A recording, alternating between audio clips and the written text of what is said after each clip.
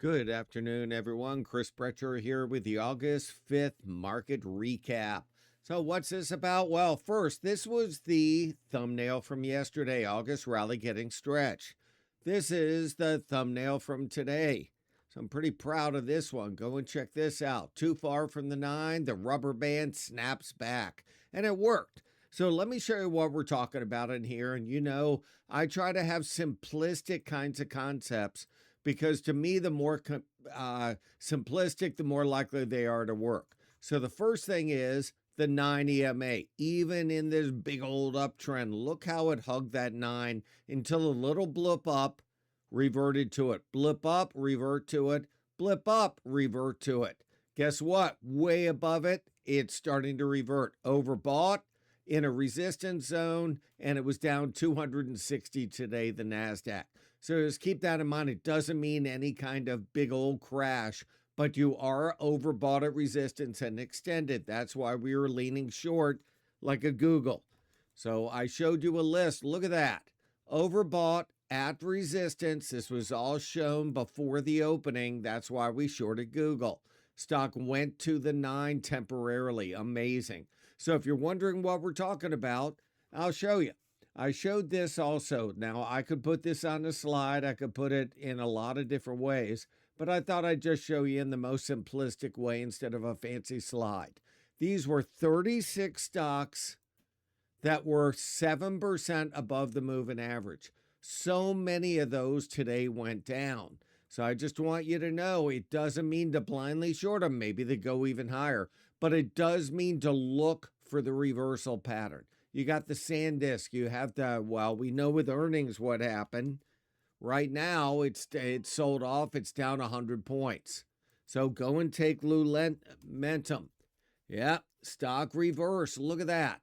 Too far from the 9. Nice reversal pattern intraday.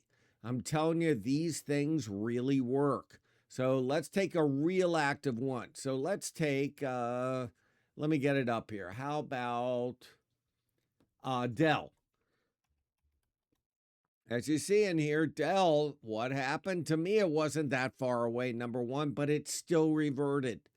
Revert does not mean a crash. Revert means that it sits here while the 9 catches up. That's all it means. You can take a lot of other ones. You got the SanDisk, you got the Google, all of these I showed you. How about like a MongoDB, which I actually like? It stopped going up. Doesn't mean it has to go down. It just sort of futzes around like you see, just so the 9 can catch up. That's all. That's all we're doing. I like the stock longer term, but now it's overbought too far from the 9, so I'm going to avoid it. Now, you might ask, well, this 9 moving average, does it work like on a 4-hour? Believe it or not, sure it does. Too far from the 9 on a 4-hour also works. So I just want you to know these are warning signs of why I wasn't chasing them. And when you look at Google, you can see for sure how far it was from the 4-hour 9, and that's why we took a short-term chart to timer entry. So I just want you to know that. Now, broad market, what was I showing you? That 1550 trade. Holy cow. Now that companies are in the buyback area, the last 10 minutes, we've seen some violent moves to the downside. Guess what? Every day this week. So just check this out. I like to combine it with a chart. What was the trigger today? Go and look at the NASDAQ. So go and look at this chart of the NASDAQ, and you see the break? You see that decisive break. That decisive break. On the other hand, look at the SPX. That was above it till guess when? The very last minute.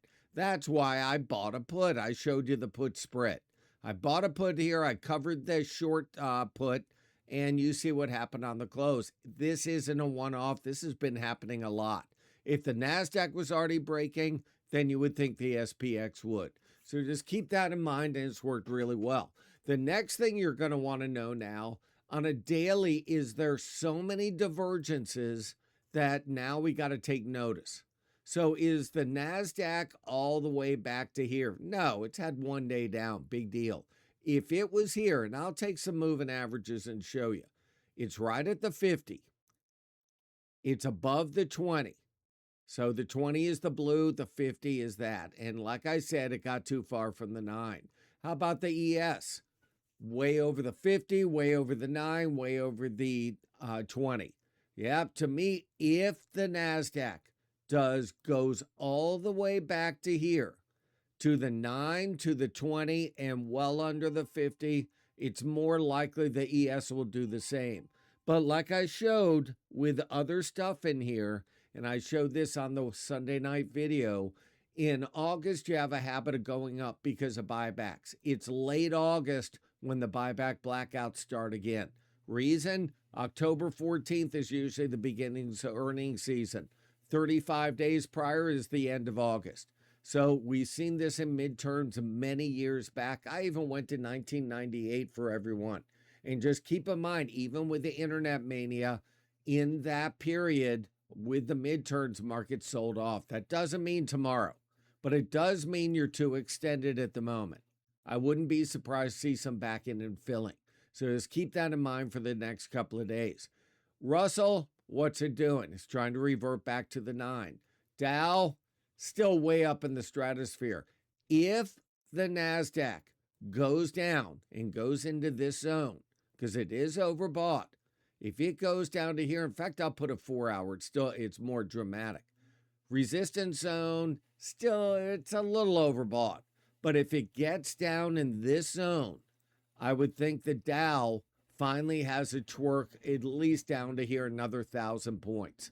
Not yet. We don't have enough divergences on daily charts to go around. German market, new high. Japanese market had a great move, but now it's overbought at resistance. So the key to me is that NASDAQ. If that NASDAQ goes and gets in this little parabolic move in there, right in there, that's all, right in there, then it's more likely the ES will give up some of its gains. We can go to an hourly chart and I'll show you. Here's the NASDAQ with that huge rally, as you see, into the resistance zone. There's your area I'm looking at, right in there. You can take off all the moving averages, too much noise for me. I'm going to be watching this right in here after that parabolic move, right there. That would be August 4th, 7 in the morning. Remember, I warned you on the Sunday night video that we were more likely to go up than down. ES, on an hourly chart, that would put you August 4th, 7 in the morning right here. So we could go and put them side by side. On the left is the ES.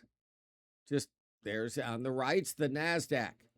I'm watching this. It's really neat to watch these correlations. Go and look at the NASDAQ in that straight up move, and then look at the ES on the left on that straight up move.